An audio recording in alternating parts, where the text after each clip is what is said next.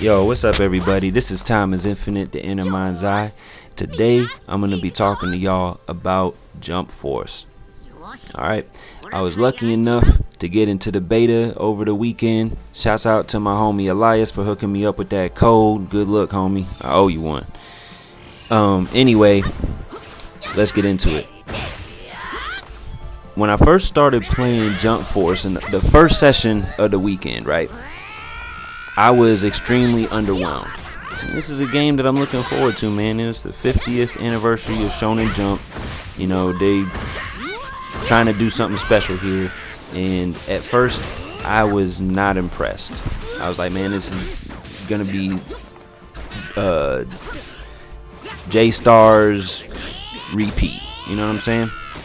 But by the end of the weekend, last session, I didn't want to stop playing. So for me to change my mind that much says a lot. So that's just ahead of time letting y'all know that this game for me went from being kind of whack to being really dope. Anyway, let's talk about why though. First of all, the combat on here is really smooth. Playing online feels good. You know, when I push the button, my characters react. You know, the matchmaking happened really quick. You know, I would try to get into one of the practice battles while I was waiting, but it was almost like immediately I would find a match and be able to play against somebody real, which I appreciate that. There was a little bit of lag sometimes, but all the lag really did was freeze the game up. You know, it wasn't like, oh, my opponent's got an advantage of me because it's lag or whatever. No, it's not like that. It affects both people equally. That's important too. And on top of that, the hit detection is on point, so you don't have to worry about, oh, I'm doing attacks and it's not hitting my opponent but they're able to hit me. Nah, you good. You good. Alright, so talking about the actual combat itself though, you've got your light attacks and your heavy attacks. You can charge both of them to get a smash. You can apparently perfect smash. I don't think I did that a single time. That's something I'm gonna have to practice when the actual game comes out, but that is possible to do. Now let's talk about some defensive stuff. You got the vanish and you got the escape. With the vanish, it's just like in J-Stars. You just got to time block at the right time, right before you get hit, and you will actually disappear behind your opponent and they'll be wide open. But be careful because they can vanish too. Alright. Another thing that I'm glad that they added though is the escape mechanic. This requires a little bit of stamina, which is the blue circular gauge in the corner of the screen. But I like the escape button because you can be getting comboed and you can just tap it real quick and get out of there. The way that they have it implemented though is that it's not something that you can just repeatedly spam over and over and over again. You actually have to be smart with how you manage your stamina. It's pretty cool.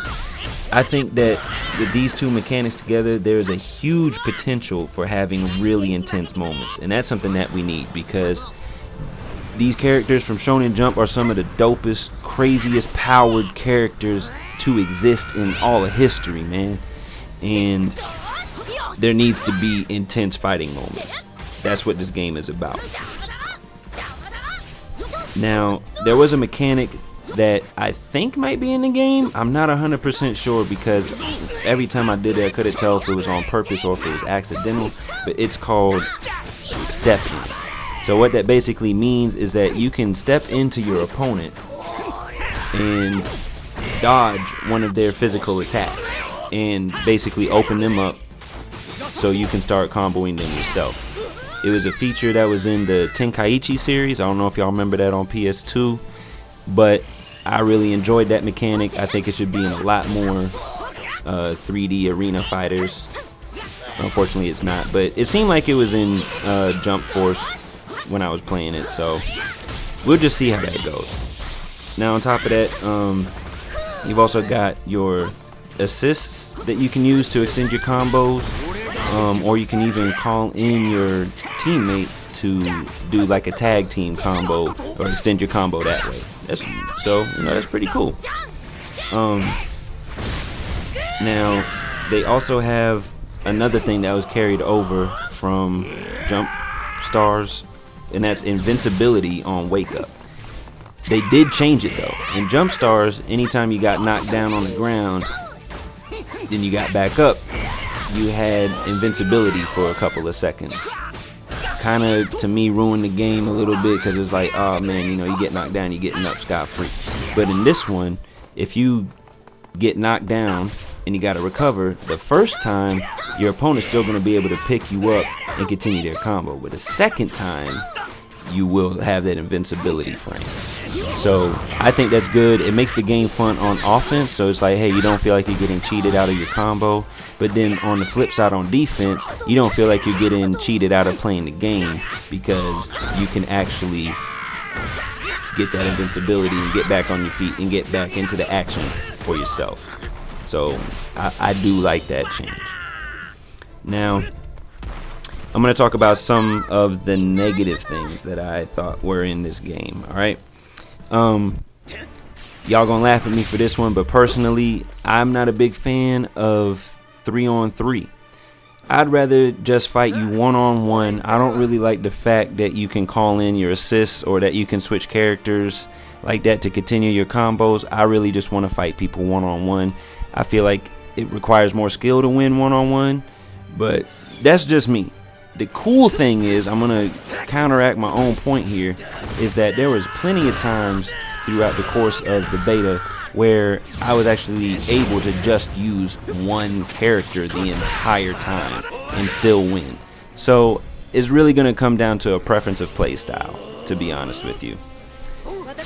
Anyway, I wish that there was a little bit more health for the characters as well. A lot of these matches felt really short, so I'm hoping that they add some health or do something to extend the actual length of the matches, because hey, you know, I'm playing this game so that I can play the game. I don't want these matches to be over in 60 seconds or a minute and a half. I want these matches to drag out as long as possible.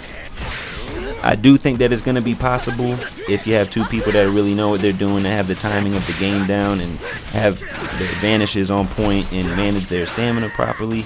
But even still, on top of that, I'm just thinking that I would like it if the fights were actually a little bit longer. Okay. Now, another negative that I saw was that, to me, it's too easy to spam your special attacks at times. That being said, they do have the gauge that you have to have, you know, a certain amount of key or whatever you want to call it in this game in order to do your special attacks. I do like that. You can charge up and get more key, but like I said, sometimes it just feels like it was a little bit too easy to spam. But whatever, you know, you might just have to get used to it. That's cool. Or maybe you'll get the timing down on those vanishes and be able to dodge at the last second, and that's just gonna create a real nice visual of just getting out the second at the last way, you know what I'm saying? Another thing that I wish that this game had was more options for your inputs as far as directional inputs go. I wish you could hold like left and square and knock somebody to the left, or up and square and knock them up into the air, or down and square and, you know, knock down into the ground, etc., you know. But as of right now, there's not really a whole bunch of options for that, and you're just going to be using the direction to evade, and you're just going to be pushing square or triangle to attack, or doing your special attacks, right? Another negative thing that I saw in here was that some ultimates will hit you even if you feel like you should have evaded them. Now, for the most part, you're probably just going to sidestep and get out of the way of a lot of ultimates, or just block. But there were some times where my opponent would do their ultimate attack, and I'm thinking, okay, they're going to stay on the ground for this, let me jump over them. So I would try to jump over them, but I'd still get hit by the attack.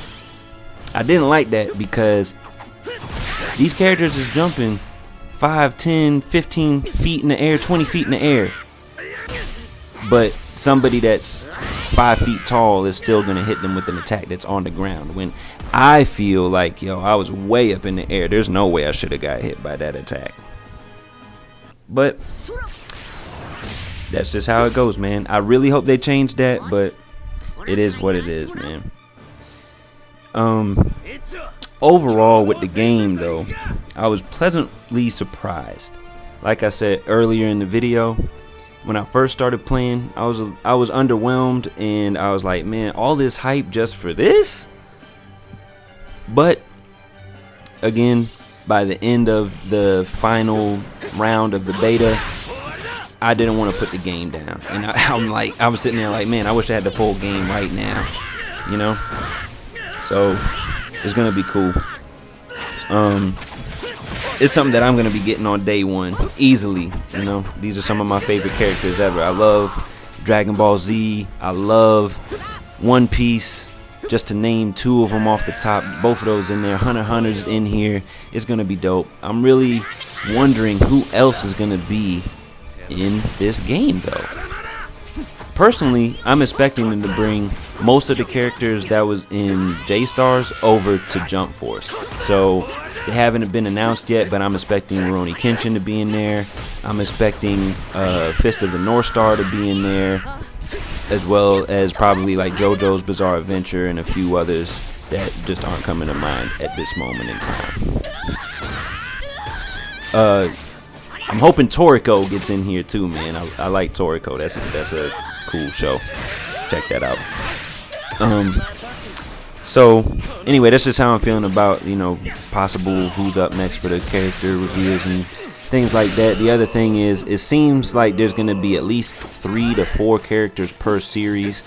Like Hunter x Hunter, for example, I want to say they have Gon, Killua, Kurapika, and Hisoka is in the game. That's 4 characters from one series. When you look at Dragon Ball Z, all they've announced so far is Goku, Vegeta, and Frieza. Who knows? Maybe they'll put Broly in there because of the new movie coming out. I would love to see that personally, but we'll see what happens. It got me questioning the roster size in this game, though. Is there going to be 100 characters, 50 characters, 150 characters? I don't know. It's going to be dope, regardless, though. Playing with these characters that we have grown up with, and you know, just want to actually control for ourselves and whoop some ass with. You know what I'm saying? So my final thought on this video regarding Jump Force, though, is that this is a game for everybody. This is not a game that's geared towards people who are going to sit here and lab all day and get really technical with the game, even though I'm sure there will be people who attempt to do that anyway. But it's also not just for people who want to enjoy playing as these characters. So there's a nice balance, and I really feel that anybody who picks up this game is going to be able to play it and have a lot of fun with it. One thing I do want to stress, though, is that even though this game is, you know, is not as technical as, say, Soul Calibur or Dragon Ball Fighters or something like that, there is going to be things that you will need to practice if you want to get good at this game. Okay? So this game is going to come out, I think, in February of 2019. For me, like I said, it's a day one buy, must have, and I'm hoping to see y'all on there, man. This is Time is Infinite, the Inner Mind's Eye. I'm out. Be good to yourselves, alright? Peace.